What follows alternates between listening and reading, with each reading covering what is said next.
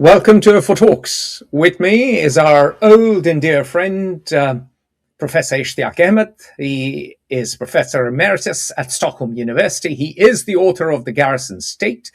He's written an award-winning book on the partition of Punjab bloodied and partitioned. And he's also written an award-winning book, an over 800-page biography of Jinnah. So we are with the leading scholar, in my view, on Pakistan, a person who's a political scientist, a person who's deeply immersed in history, and a person who has keen observation of culture. Welcome, Ishtiaq. Thank you very much, Atul Singh. Thank you very much. Brilliant. Today we are discussing Pakistan, the Garrison state, and India, the Babu state. So before we carry on the discussion, it would be great if you define the Garrison state, sir. Well, the original concept of a garrison state was set forth in 1937 by an American political scientist, Harold Laswell. And the same concept he then refined in 1941. The background was the rise of militarist powers in Japan, and then Germany, Hitler, and of course there was the Soviet Union. And Harold Laswell said that there will be a veritable threat to the existence of free countries from these militarist powers, and under the circumstances, the specialists on violence, that is the army or let's say the military, will argue that they alone can provide the best defense against foreign aggression. So the fear of aggression from an external power is the basis for the garrison state. The background is that democracies may remain democracies in name, but they will be rendered hollow, and most of the power will be assumed by the armed forces, who would specialize in the economy, in the production of culture, in the management of the economy, defense, and of course in managing politics. Now that hypothesis really didn't work out the way it was feared. The US remained a democracy, but I've argued that the Americans, what they did was they exported these garrison states all over the world to contain the spread of Soviet communism. So how does Pakistan become a garrison state? You see, Harold Laswell also said that a garrison state will emerge in the most industrially advanced countries, where the specialists on violence could claim that they have the competence to manage all sectors of the society. But how do we explain this happening in a developing third world country? And my argument was that Pakistan was a post-colonial garrison state, which is a state in which there was no political party of a national character able to lead the nation forward, the nascent Pakistani nation. And the bureaucracy did initially, after Jinnah was gone and the first Prime Minister Liaquat Ali Khan had been assassinated. So the civilian facade was over, and now the Babus, the bureaucracy, took over for a while. But very soon, in 1954, they brought in the chief of the Pakistan Army, General Ayub, as the defense minister. And in 58, that facade of even a civilian bureaucracy ruling Pakistan, managing Pakistan, was over, and the army took over. So Pakistan as a garrison state has resulted because there were two institutions which had a national character when Pakistan came into being. And what was absent was a credible national party commanding the respect, grassroots support among the people. That is the All India Muslim League. There was the bureaucracy and there was the army. The bureaucracy alone could not manage it. And so when the army took over, Pakistan became, you know, a state led by the senior member of which was the Pakistan army, and the bureaucracy then became second fiddle. But the Pakistani state played upon the American concerns for the spread of communism, saying that we will be your frontline state in South Asia. So, although Pakistan was a backward country with no industrial base, it was able to acquire all the modern weapons at that time in the 50s from the Americans, and became actually that sector of society which had educated people in the army who were specialists on violence. And they had, when they came into power in 1958, the people were out in the streets celebrating that Pakistan will be saved. So the reputation of the Pakistani state as being kept together only by the military as the most competent and patriotic thing is what the Pakistan Garrison state is. Over time, it has virtually acquired de facto all veto powers over Pakistan's domestic and foreign affairs. So even if later on there were elected governments, they had there was no institutional support, and the leaders could be thrown out of power, and they could bring in someone whom they favored, and if that person didn't suit, he was replaced by another sort of puppet. So Pakistan, the Garrison state, is actually with the military or the army being the major power, general headquarters, and this is very clear. GHQ, which is in Rawalpindi. That's where the power is, not in the Prime Minister house in Islamabad, but in the GHQ in Rawalpindi. So that's the Garrison state. And just one. In doing so, that it acquired American weapons, the Americans are on record in 1959 that the Pakistanis have been trying to dupe us, that they want to be the frontline state vis-a-vis the Soviet Union. They wanted all these arms to assert themselves against India. So Pakistan played on the real imagined fear of India wanting to undo Pakistan. And after 71, this self-fulfilling prophecy was actually happened. India did intervene, and Pakistan was, rendered into two. Very quickly, let me stop you right there. And many of our American and European viewers and listeners would not know that Pakistan and Bangladesh used to be one country from 1947. August 14 is when Pakistan acquired independence. Pakistan comprised of West Pakistan, which is modern-day Pakistan, and Bangladesh, which was known as East Pakistan. Correct. And they were separated by thousands of kilometers. India lay in between. Eventually, there were major problems when it came to race, language, not social. I mean, yes, not exactly. They were the same race, but certainly ethnicity. There was this element of discrimination because the Bangladeshis were dark-skinned, and there was this sneering by West Pakistanis. And short in height. I mean, you can have all those things. Exactly. They were short, they were dark-skinned, they were seen as cowardly. And East Pakistan, or modern-day Bangladesh, bit by bit grew apart, and their language was Bengali. And the assertion of Urdu across all Pakistan, which, by the way, is a language born in India. It was the camp language of the Mughal troops. So it started in Hyderabad, Dakkani, and then spread to Delhi, Lucknow, the city I went to university. And so the imposition of Urdu was fine in West Pakistan. The Punjabis adopted it, and Ishtiaq is a Punjabi. He's written about it. But the Bangladeshis resented it.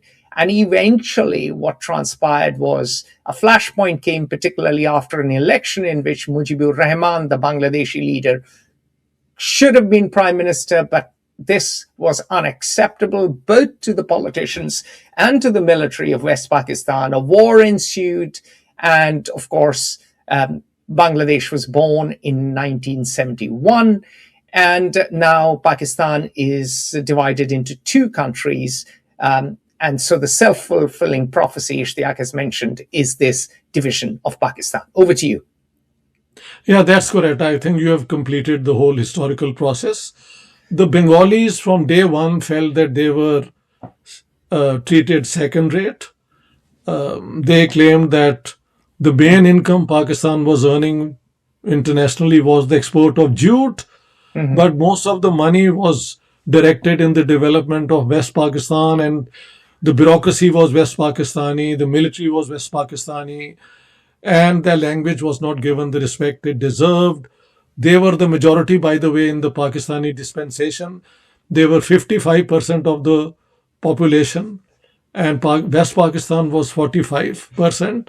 But the army, the bureaucracy, the people who owned industry, Even the higher and so on, judiciary, were even all the higher judiciary, because the yeah, higher initial judiciary. capital was Karachi.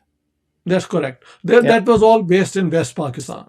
And so after the election, which hands down the Awami League won, the West Pakistanis were not willing to accommodate their concerns.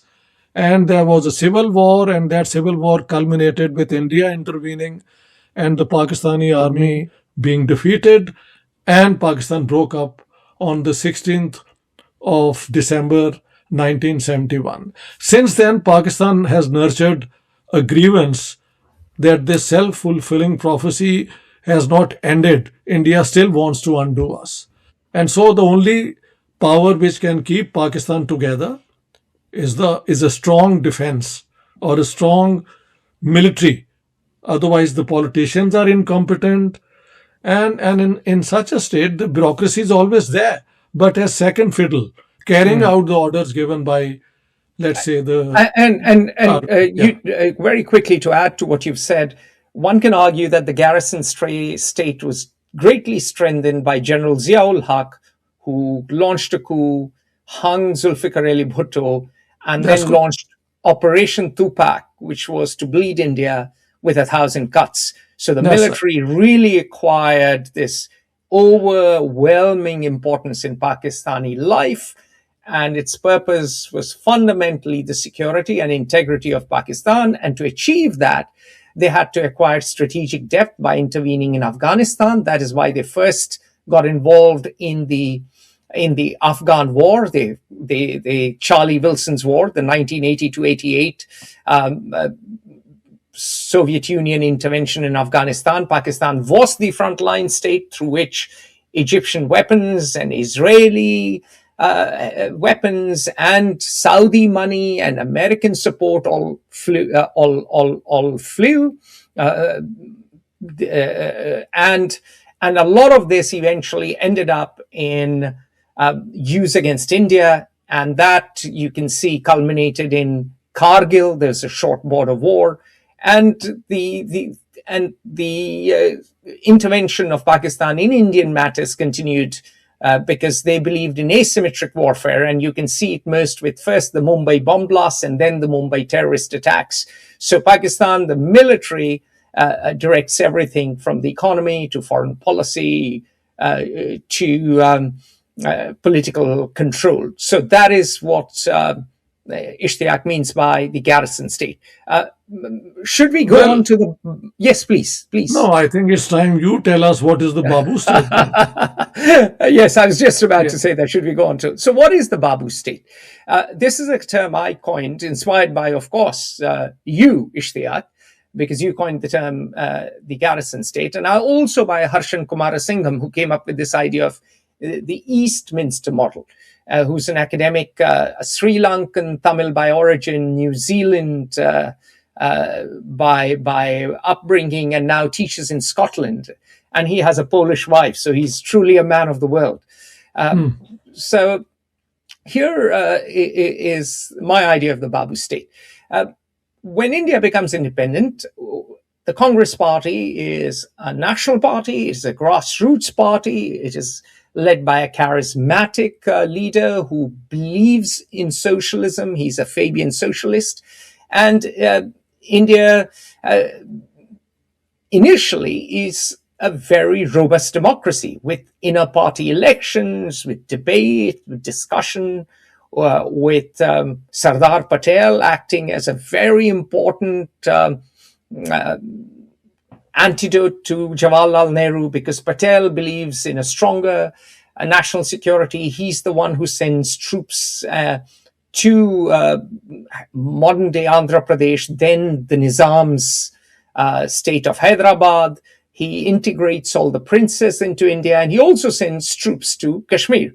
And he warns Nehru about Tibet, that the Chinese will plan something, will take over Tibet. We can't hand over Tibet. But Patel dies, and Patel comes from the right of the Congress party.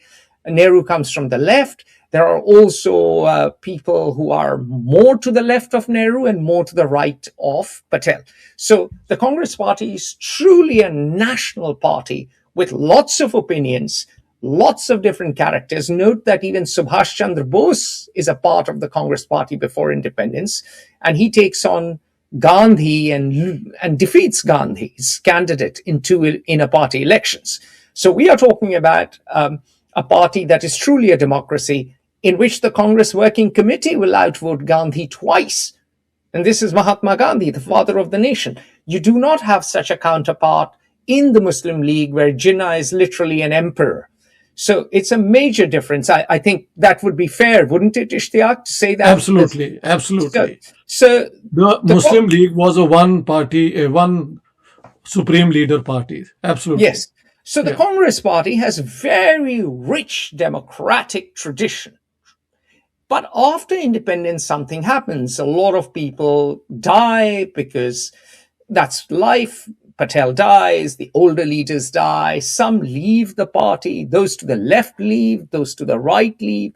And by the time Nehru dies in 1964, it has become more of a personality-oriented party.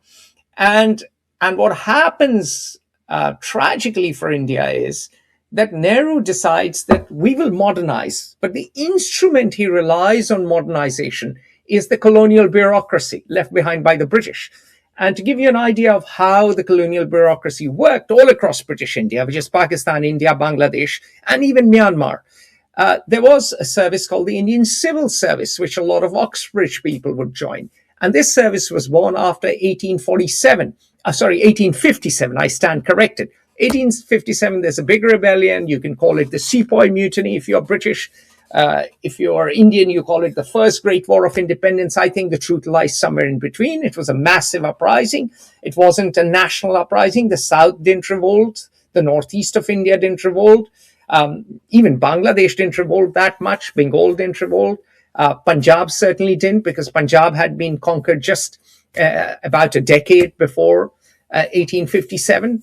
And the fight had gone out of Punjab. Afghanistan stays out of the battle because Afghanistan, I believe at that time, Dost Muhammad thinks, I think the British will win. Not my fight, not my battle. I'm not going to help my fellow Muslim Mughal rulers, even though we are Sunni.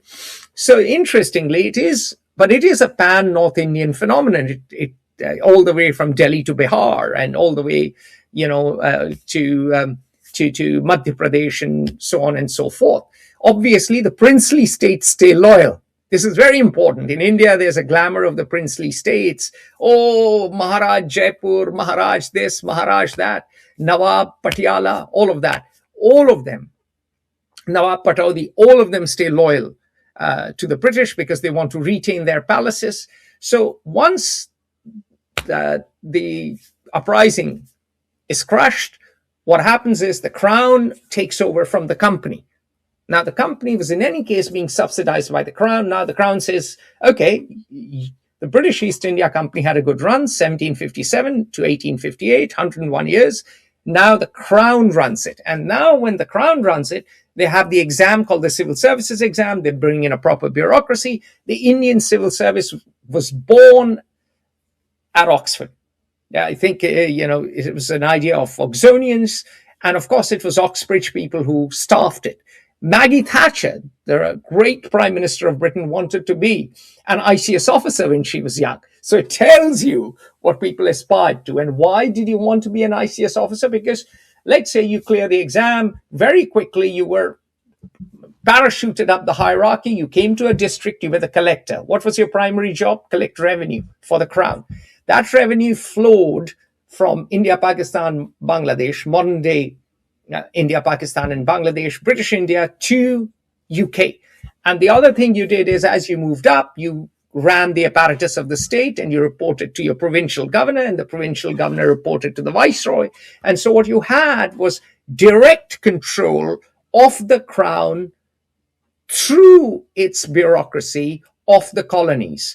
And this is the Eastminster model, wherein, unlike Britain, where you had a parliamentary tradition, where you often had powerful mayors, where you had a vivid and active democratic and civic life, where you had debate, discussion, political cartoons, where you took the mickey out of those in power, where you were absolutely ruthless and held people to account at the top. Yes, you had a class system. Yes, you had elitism, but you had accountability. In India, the viceroy was God. The viceroy conducted darbars, and Lord Curzon put up pageantry and a show to intimidate Indians into submission. It was called Iron Fist in Velvet Gloves. And in this pageantry, the viceroy controlled the country because it was to maximize revenues for the empire through the ICS. And supporting the ICS was Imperial Police, which is now Pakistan Police Service, which is now Indian Police Service, which is now Bangladesh Police Service. And they were generally public school boys who came and helped the ICS keep law and order, because there were always rebellions. Sometimes there'd be greater taxation. There would be other problems in such a big I would like to add one thing. Yes, sir. You see, while all this is true, and the Babus became the mainstay of Nehruvian way of building socialism, and much later, there was the two types of armies in the subcontinent. One was all British soldiers. Yes. I think about 50, 55,000, Yes. 70,000 maybe. And then there was this huge British Indian army, which during the First and Second World War was about 2 million, 2.5 million. Of course, they were all in the cantonment. So the ultimate guarantee of British rule was also a loyal army at their disposal. Absolutely. But it was never brought into politics. The British managed it with the civil service and the police. Yeah. And after India became independent with the Congress party taking over, the same system continued. Correct. And the Indian army was never politicized, let's say. Whereas in Pakistan, it's in the other direction. The bureaucracy was unable to maintain Pakistan. It had to be the army. That's the difference. Perfect. That's a great point. So you're absolutely spot on. They did have ultimate power was the British Indian Army and British troops after 1858. But the point I was making is that this ICS and this IP becomes the IAS, the Indian Administrative Service, after independence, and it becomes the Indian Police Service. And because India adopts socialism, and now the commanding heights of the state are with this colonial bureaucracy after independence becomes even more powerful. So just to give you an example, the Archaeological Survey of India was headed by an archaeologist during British times. In post-independence times, eventually the IAS take over. Similarly, the Surveyor General of India was headed by generally a military guy who knew about maps. It's a very important job. You have to survey borders. There's a big border with China, 3,000 plus kilometers. There's a border with Pakistan.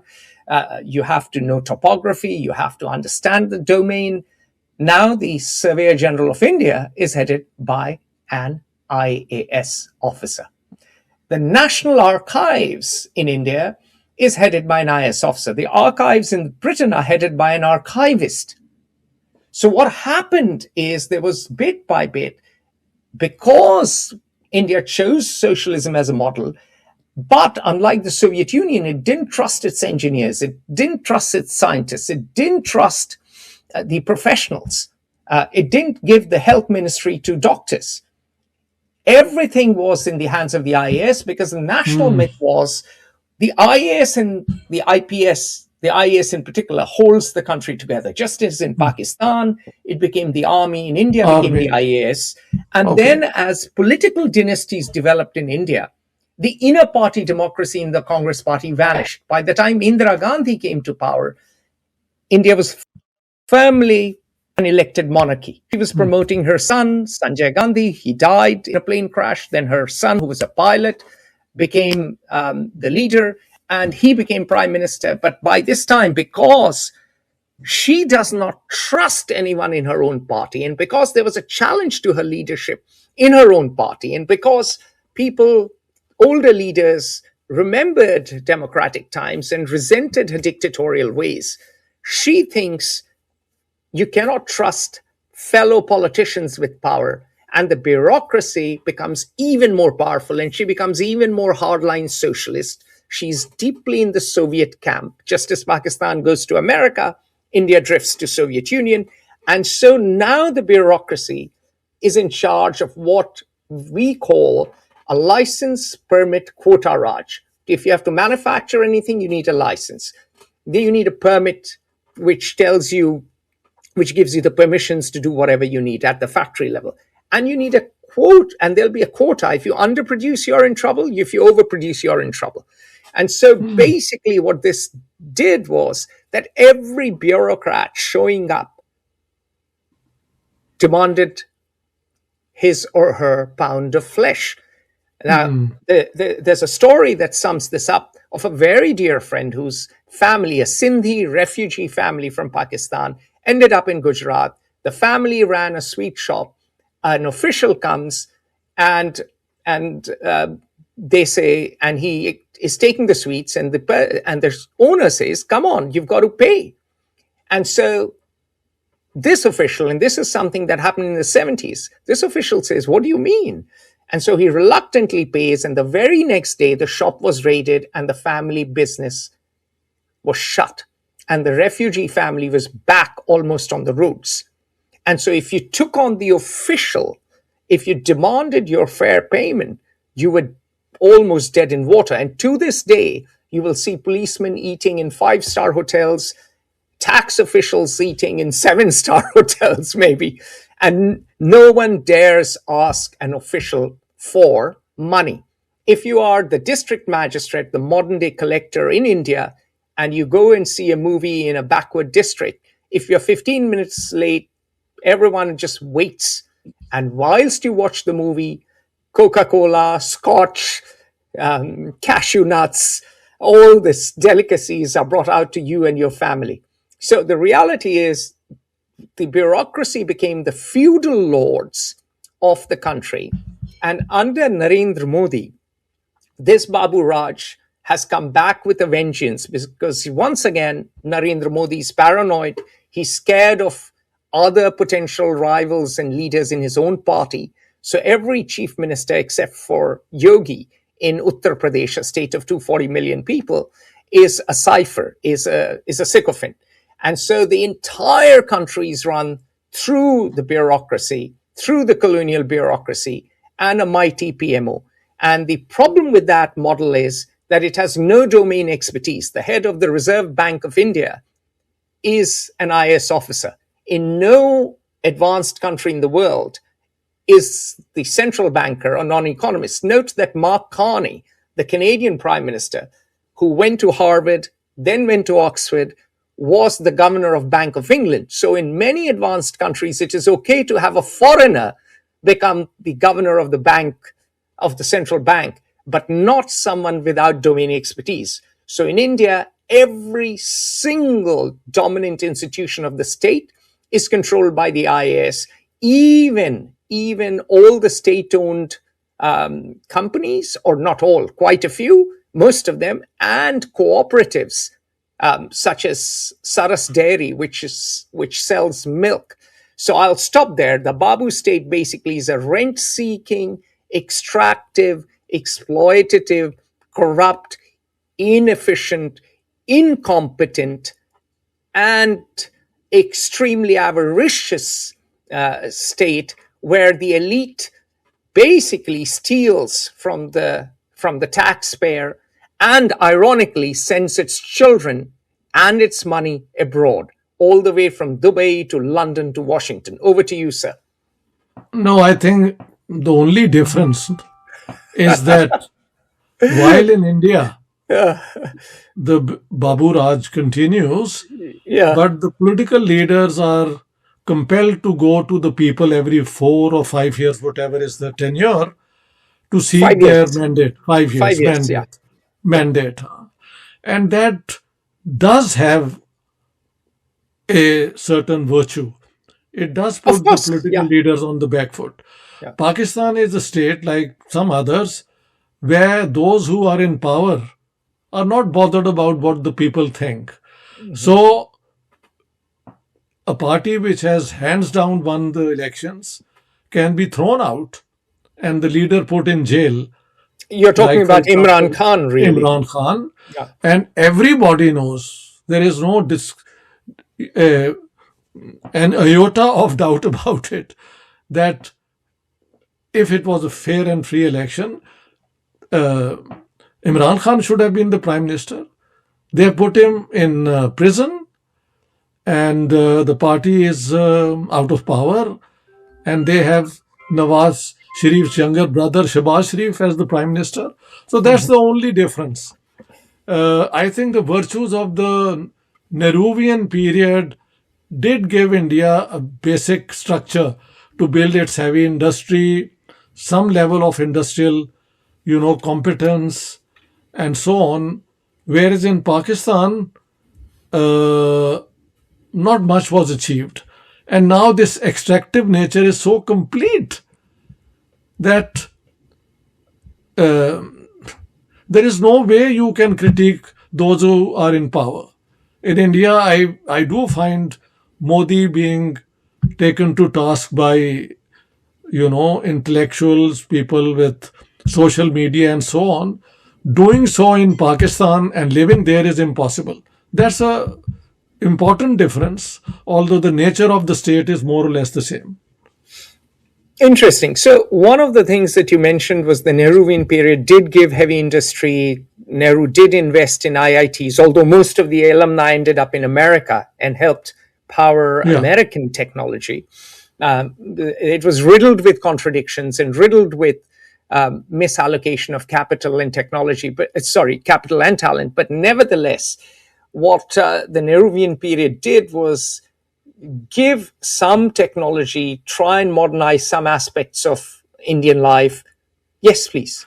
Yeah, I would like to add, when Ayub Khan took over in 1958, Samuel P. Huntington wrote Yes, this famous article where he argued that in third world countries, a big intelligentsia or what should I say, a strong middle class doesn't exist. So those who get education, for them, going into the army is a major way of learning the modern discipline and being taught to use modern technology and so on. So a military intervening could play the role of as a modernizer. And Ayub Khan's regime was supported by the Americans and World Bank. And a basic structure of consumer industry was established. This is quite amusing. Pakistan had no industrial base. So with this sort of Marshall Plan for Pakistan, a consumer industry was established by the state. When it became profitable, then it was sold into private hands. So a private entrepreneur class was actually created by the state so that capitalism could flourish. But then, Pakistan went off the rails when it started the war against India in 1965. So the Americans and the World Bank realized that they can't support Pakistan in its modernizing role, that role shifted to Southeast Asia, and the four tigers emerged because Pakistan failed in this endeavor. That has to be taken into account as well. That by becoming, you know, stepping beyond what the World Bank and the Americans wanted Pakistan to be the beginning of a successful capitalist economy in competition to India, which was socialist. They wanted Pakistan to succeed. And Pakistan's economy was growing by 5.3% every year, whereas the Indian rate of growth was 2.7%. Yeah, it was famously called the Hindu rate of growth. Hindu rate of growth. So for about 2-3 years, Pakistan was doing very well, and I'm witness to it. I remember, toothpaste and toothbrushes all being produced in Pakistan for the first time. But then came the 65 war, and things went off the rail. And we have never returned or regained that initiative. We had a flourishing textile industry established at that time. Now Bangladesh has it. Bangladesh is flourishing. And Bangladesh has better per capita income than Pakistan. That's right. And I say that Pakistan is a unique case, possibly, of deindustrialization. We had a head start, and then the war, and then the 71 thing, and then it never really, we could never recover. Later on, we were thrust into the so-called Afghan jihad, and it led to the brutalization of Pakistani society, the Islamization of society. Yeah, that's an open secret. There are so many reports on it. You've written about it. Everyone, anyone observant about Pakistan has spoken about it, and that has seeped through to all levels of life. And you could argue that it goes back to Bhutto declaring the Ahmadiyas as non-Muslims. You can argue it goes even further back. And you've pointed out in your book that Jinnah never really created institutions to safeguard minorities. So it goes back to the DNA of Pakistan. No, Jinnah actually flagrantly violated all the basic rules of parliamentary democracy. He acquired real powers as the head of both the state and the executive. And note, he was never a prime minister, unlike Nehru. Nehru had a president. He was governor general and acquired powers which even the viceroy didn't have. Yeah. And he dismissed elected governments. He went to East Pakistan and told them Urdu will be the sole language of the state, and so many other things. So there is a book by an American scholar, what's his name now? Alan McGrath, Destruction of Pakistan Democracy, where he accuses Jinnah of laying the foundations of autocratic rule. And so Pakistan's story goes wrong, goes awry as soon as Pakistan comes into being. Under Nehru, maybe the economic policy and reliance on the Babus was not the best thing to do. All right.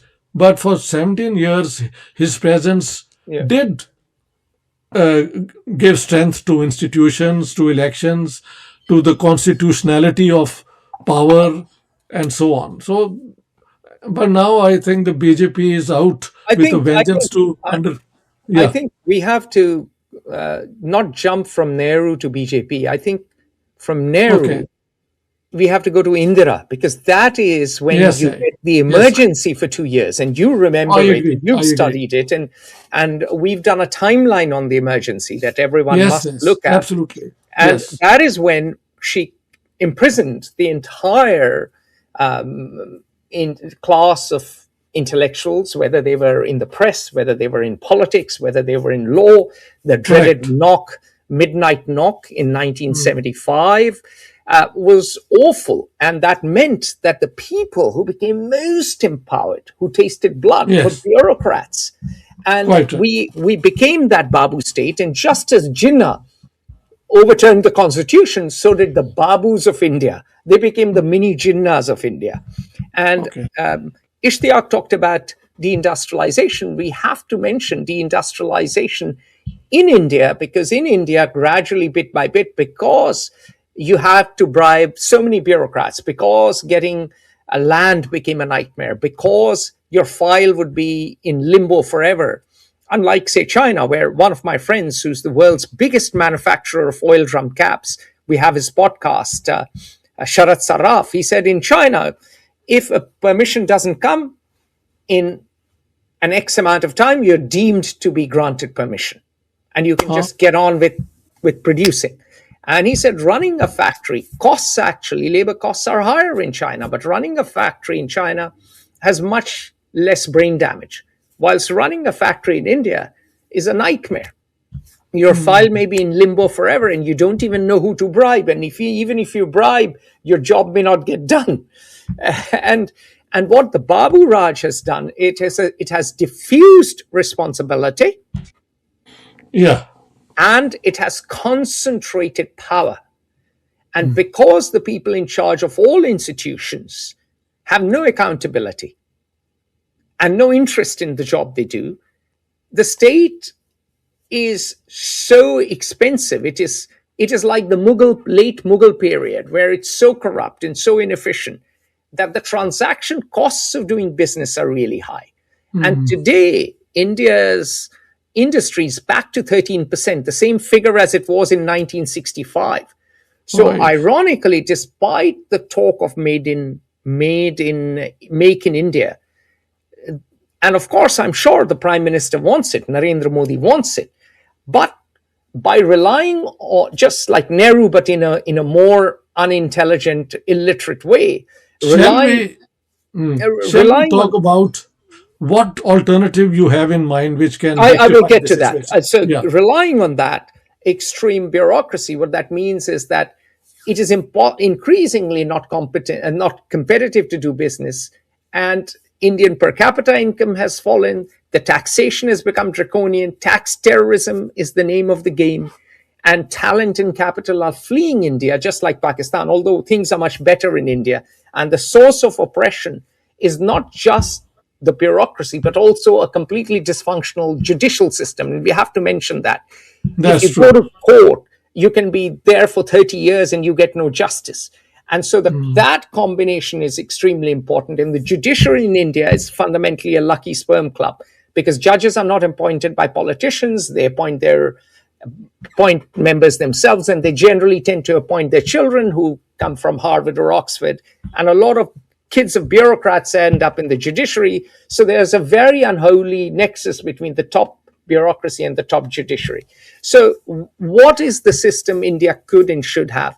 Well, first of all, I think professionalizing the bureaucracy. One exam to have all services the same in India and Pakistan doesn't make sense. Both India and Pakistan need a modern bureaucracy for a modern state, if at all they want to be remotely modern. So the Central Bank of India should be headed by an economist, or Pakistan. It shouldn't be headed by a military major or a colonel or a brigadier in Pakistan, which it isn't. But the power should be there with the economist. And the same in India, by a competent economist who understands macroeconomics, who understands the financial system. That is super important. That's one. And the same is true for Archaeological Survey of India. The same is true for the National Archives. The same is true for the Surveyor General of India. Specialization. Super important. The Finance Ministry is the first ministry that needs reform, because at the end of the day, unless you run a good economy, your people will suffer. You don't want a per capita income of $2,500 to $3,000 per month. That is basically India. And I think Pakistan probably is $2,000 to $2,500 per year. It is pathetic. Other countries... Pathetic. It is pathetic. Other countries who began from a lower base. I mean, after all, Vietnam suffered so much during the Vietnam War. And if you go to a village in Vietnam, it's not perfect, but Vietnam has functioning schools and functioning hospitals and functioning universities. And yes, highly imperfect, but order of magnitude better than India and Pakistan. Forget about Southeast Asia. People don't want to talk about African states. Many African states are doing better than India and Pakistan and Bangladesh, but specifically the Indian subcontinent. And we are racist in the Indian subcontinent. We like looking down on Africans. We have all Oh, sorts of names for them. But the reality is, if you walk into a village school in Rwanda, it's a lot better than Pakistani Punjab or Indian Punjab, not to of, mention Uttar Pradesh and Bihar. mm, And the reason is, in India, government schools, teachers take the salaries, don't come, there's no accountability. It is again in the hands of an IAS officer or a PAS officer who lives in Lahore or who lives in Lucknow and will never ever, his children will go to a private school and then go to undergrad in America. He doesn't care. He has no skin in the game, or she has no skin in the game. And there is no accountability at the village level. So you have to change that system wherein there has to be more accountability at the village level. There has to be this sense that we are paying taxes. At least we need schools. At least we need a primary healthcare center. So that has to change. The nature of the state needs to be professionalized. So that's one. Then you need a very good anti-corruption prosecution wing. And I don't yeah, mean the CBI in India, which has been called a caged parrot.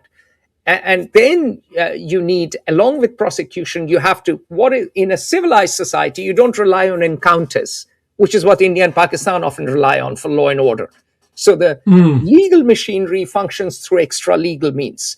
And I am an ex-officer. I'm saying that as a former officer in the Indian state. It's not just unethical, it is inefficient, unjust, and counterproductive, especially in the long run.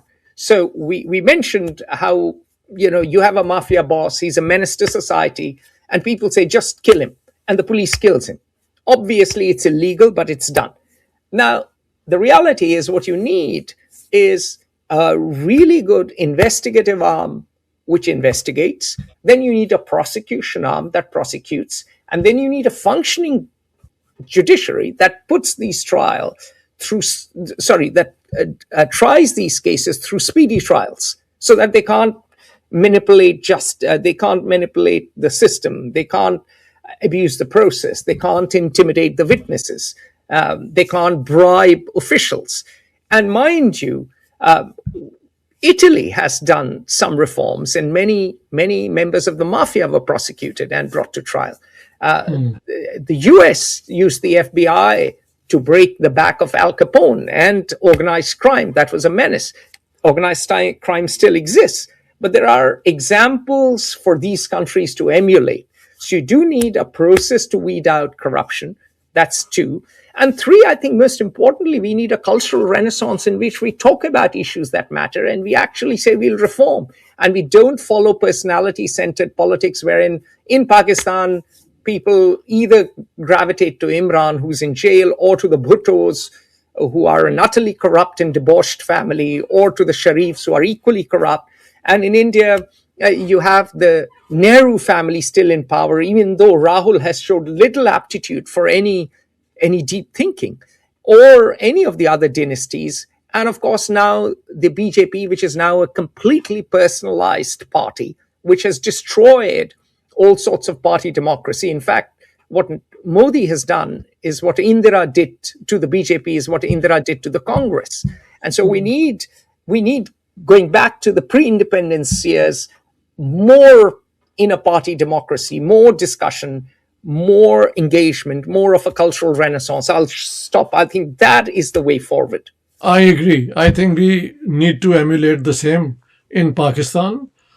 And I think Pakistan and India should sit together and sort out their concerns about security and defense and so on. And this can be easily done so that the army doesn't have the excuse that Pakistan faces a veritable threat to its existence.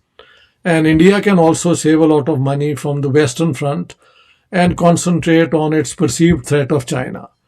I've said to the Indians that if you claim you have a very old civilization, and so do the Chinese, why can't you sit together and sort out your border dispute? That will be such a great favor to the people of Asia, if these two countries could sort out their basic, where should the border of China and India be demarcated, and then Pakistan can follow suit as well. But the reforms that I think, are the substantive reforms we need, of course. Who's the thing is, who will bell the cat? That's that old English saying is so true for all occasions like this. Yeah, I don't know if it'll happen in our lifetimes, but I think at Yeah. least we have to at least plant the seed, plant this idea Yeah. of the reform of the Right. state, Right. because unless the state becomes, I mean, you live in Sweden. The state, for all its faults, provides extraordinary welfare. The state is Were responsible it not to for the citizens. state, people like me would have no future. I think the welfare state has been extremely progressive, very inclusive, very pluralist. And that is why Sweden is one of the great success stories. Exactly. So you have to learn to do things with a Exactly. vision which is truly universalistic, Yeah. which includes variety, but also lays down the basic rules of the game which everybody should follow, and then things can be all right. So on that note, very, very, very, very, personal note, that is precisely what the state in South Asia, whole of South Asia, needs to become. It needs to become less a tool of oppression. It Yeah. needs to become less an instrument of theft by elites. It needs to become more responsive to citizens at the district level. At the district level in District India, level, local government, this is exactly. where, yeah. Local democracy. That was Gandhi's idea that Nehru never quite followed on Okay. after the trauma of partition. And the idea, and this is the idea you said, I didn't mention this reform. We need elected mayors having powers, elected mayors having real powers, elected people at the grassroots. And yes, some of them will be corrupt. That's why we need anti-corruption But institutions. General Musharraf did introduce this reform, and we had elected mayors for a while, but then after Musharraf fell from power, things went back to the same old system. Yeah. So there But was an attempt, and it was actually doing a lot of good to Pakistan. got it. So what we need is more local control, going back, inner party democracy, whereas even today at the district level, I'm sure it's the same in Pakistan and Bangladesh, the collector, the district magistrate, the deputy commissioner is a feudal lord who Oh, controls yes, yes. everything from a gun license I to know. 10,000 rupees apparently Oh, of development. And I'm told, assuming the person is relatively clean, which is he takes only or she takes only 2% per year. That means that an IS that's it. officer in charge is making 200 crores per year in a district. This is what an IS officer, a former chief secretary, has told me. These are not my words. So Oh, 200 crores a year is what you can make. So let's say you are a DM for so maybe for maybe 2.5, we 3 years. maybe we opted out of that system, and that is why we are complaining. We should have been. You're millionaires in dollar terms, multimillionaires. So you end up I tell with people assets that at 79, the only thing I own is a two bedroom flat, and that too because my son said, "You are now retiring, have some private property." That's the only thing I own. And I'm yeah. quite content with it because the medicine is subsidized and the children got education without I spending anything. And now in my retirement, I maintain a fairly decent standard of living. I think this should be the right of every individual and not just the Swedish citizen. Brilliant. So here's to hoping that the South Asians learn a bit. The Babu state becomes less of an instrument of theft, and the Garrison state becomes less of an instrument of oppression. On that note, lovely to have you, and we'll continue this and on. Thank you very much. All the best. Thank you. Join the conversation at Fair Observer and subscribe to our YouTube channel.